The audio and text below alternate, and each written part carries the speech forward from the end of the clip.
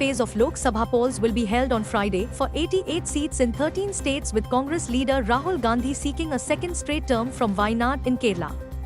All 20 seats of Kerala will go to polls besides 14 of the 28 seats in Karnataka, 13 seats in Rajasthan, 8 seats each in Maharashtra and Uttar Pradesh, 6 seats in Madhya Pradesh, 5 seats each in Assam and Bihar, 3 seats each in Chhattisgarh and West Bengal, and 1 seat each in Manipur, Tripura and Jammu and Kashmir.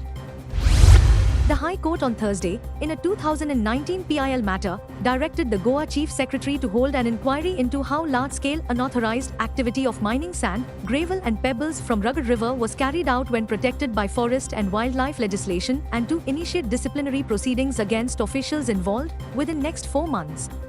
The court has asked the Chief Secretary to carry out an inquiry as to how such large-scale illegalities were possible at a protected location. The post-mortem examination of the 2 youngsters found dead in their apartment at Aquem on Wednesday afternoon is learned to have revealed that they died due to starvation.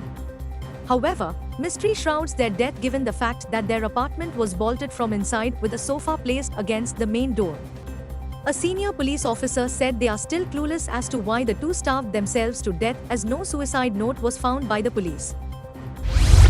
Keria Khandepar farmers have heaved a sigh of relief after the National Highway Authority of India (NHAI) finally restored the springs which were buried under mud and waste during the first phase of National Highway (NH) widening. Villingrayol Kankalyam Panchayat has issued 7 days notice for demolition of illegally erected kiosks along the Mangesh Temple road from the main gate to Mangesh Temple. The decision to demolish the illegal kiosks was taken at the Panchayat body meeting held on 16 April. A massive mango tree came crashing down near the Mamlatdar's office at Mapsa on Thursday evening, causing extensive damage to parked vehicles in the vicinity. 10 vehicles were damaged. The huge tree, estimated to be several decades old, suddenly collapsed around 4 p.m., landing on a car and 3 two-wheelers that were parked nearby. Eyewitnesses reported that around 10 vehicles were damaged in the incident, including 1 four-wheeler and 3 two-wheelers. The BJP and the Congress have engaged in a heated dispute following accusations of insulting the constitution and the national flag. The Congress released photos purportedly showing BJP state president Sadanand Tanwade disrespecting the national flag. Congress also countered Tanwade with evidence on his allegations on Viryato, who prevented the flag hosting on 15 August at Sao Jacinto Island, showing news published on 14 August 2021 in which Viryato was present at the time of flag hosting. Chief Minister Dr. Pramod Sawant along with officials and MLAs on Thursday conducted an inspection of the venue for PM Modi's public meeting, which will take place on 27 April at Sankole. CM confirms the readiness of the arrangements to ensure a successful gathering.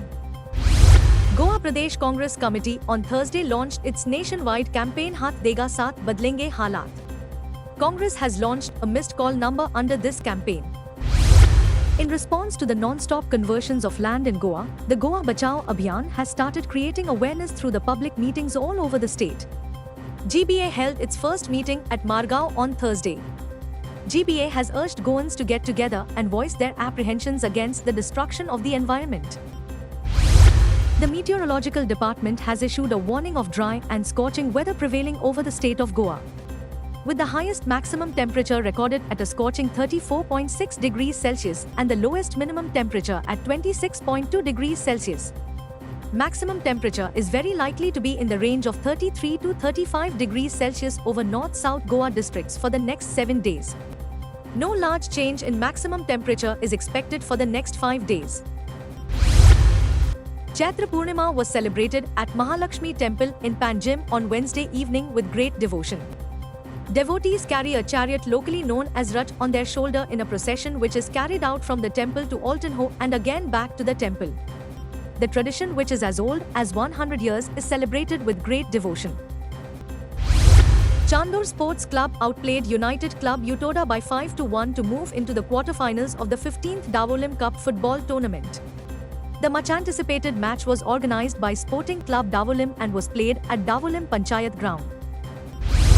Indian football has recorded a massive 138% surge in women's player registration in the last 2 years, indicating a healthy growth in the popularity of the sport as well as an increase in young female athletes opting for football professionally.